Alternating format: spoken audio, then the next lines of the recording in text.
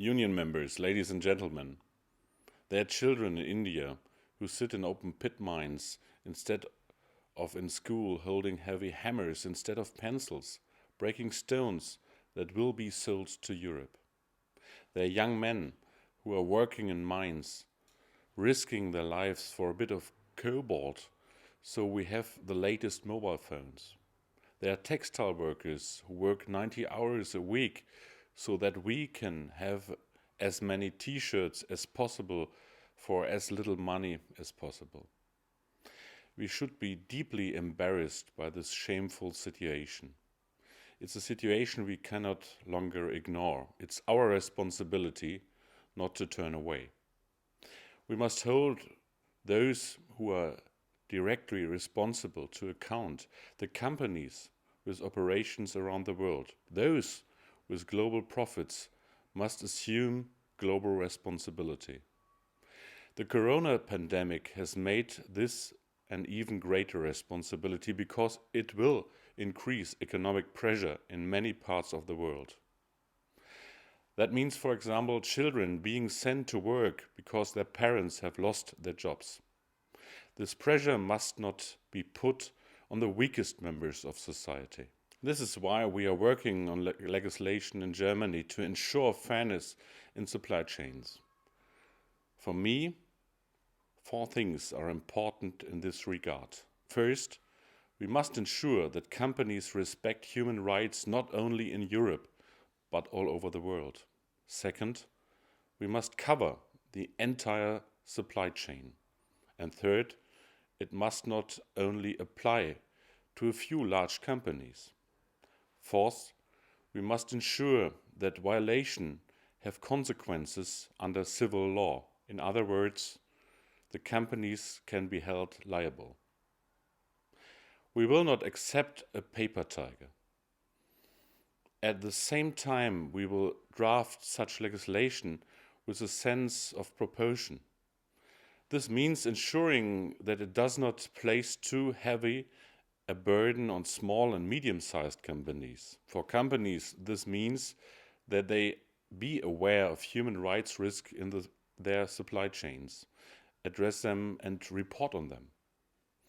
When we talk about human rights, we are not only talking about protection from exploitation, but also about protection against the destruction of the environment.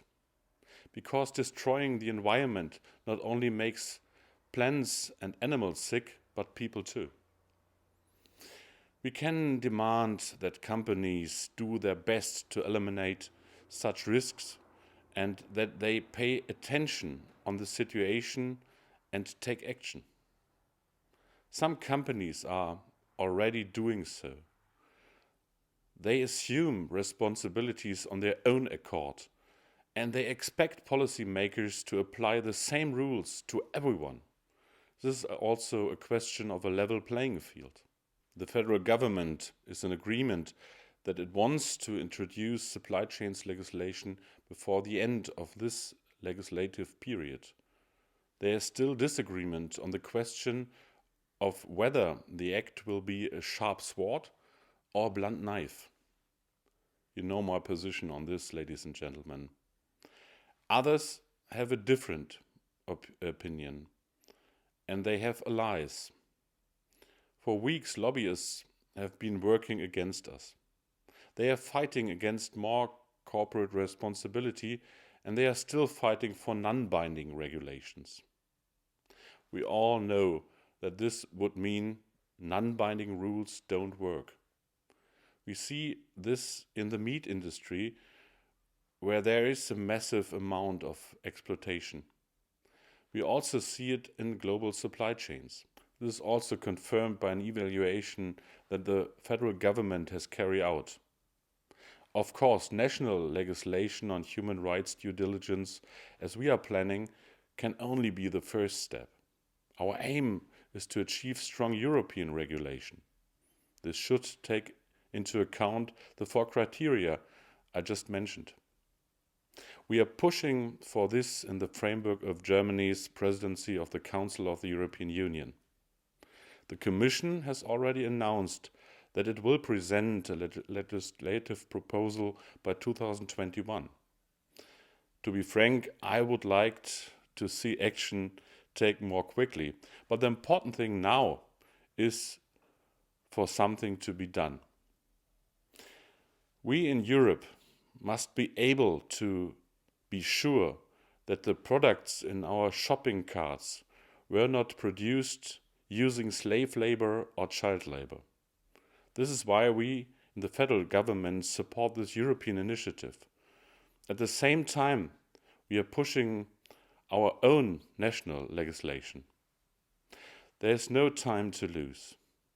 The fight against exploitation cannot be put off. The best contribution Germany can make to a European debate is a well-formulated Supply Chains Act in Germany.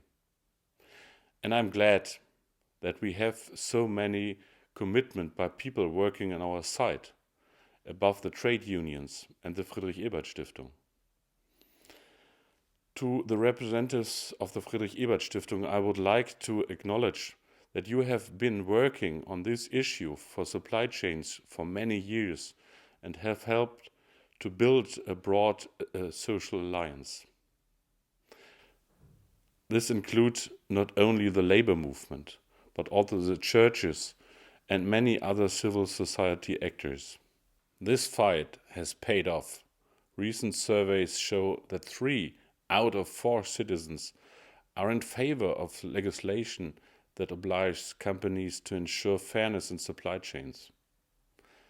That is a strong show of support and tells us that we must not give an inch right now. Human dignity matters. And now we all have to do our part.